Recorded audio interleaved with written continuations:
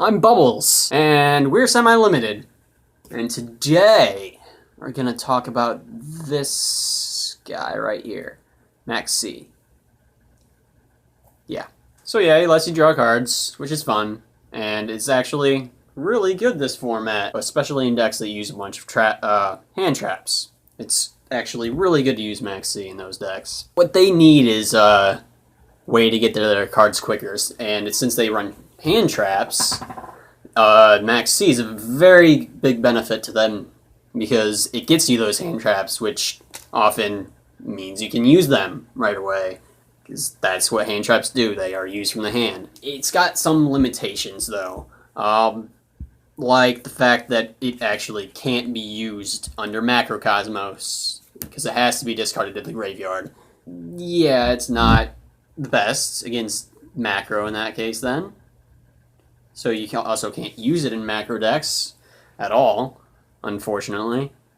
I'm building one right now that I really miss Maxx in, especially because this format, Maxx is wonderful. It's great against dragons, pretty good against Prophecy, works against mermails. Pretty much most of the top decks you're gonna face this format special summon 2 to 3 times per turn at least. And Maxx means either you stop them or, well, you get to draw a bunch. Draw into your Tragodias and your Veilers, all your answers. So, Maxx in comparison to Flying C. Flying C is completely different, in my opinion. Yeah, it is pretty bad. It's not as bad as I originally may have thought, even though I still think sort of that way.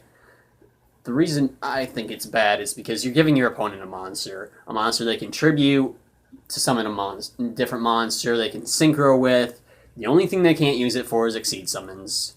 And as such, the fact that it actually stops Exceed summons, period, makes it a good side in some areas, which is unlike Maxx, in which you can side Maxx in case of decks like dragons, but it's actually also good in the main deck in some cases.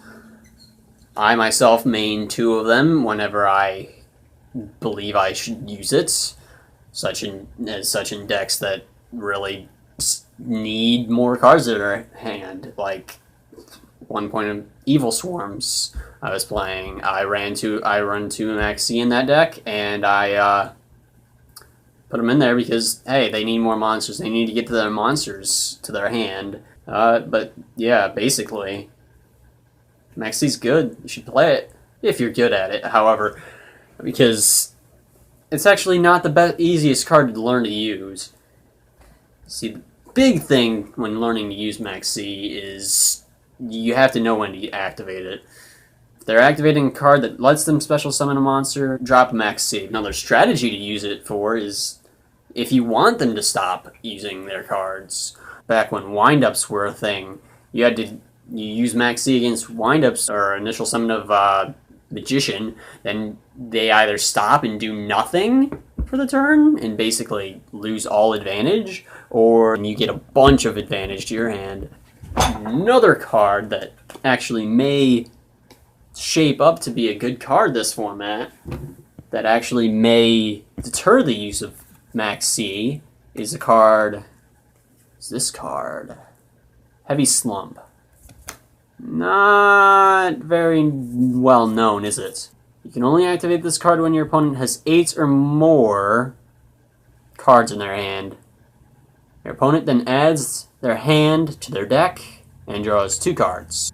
Basically, this card right here can ruin this format. Soiled it! Soiled it! Soiled it! Soiled it! Soiled it! Soiled. No, not really. It's just good against stuff like Dragon Rulers and any deck that uses Maxx consistently, because you want to use this against somebody that draws a lot of cards. So that's Maxx, his video.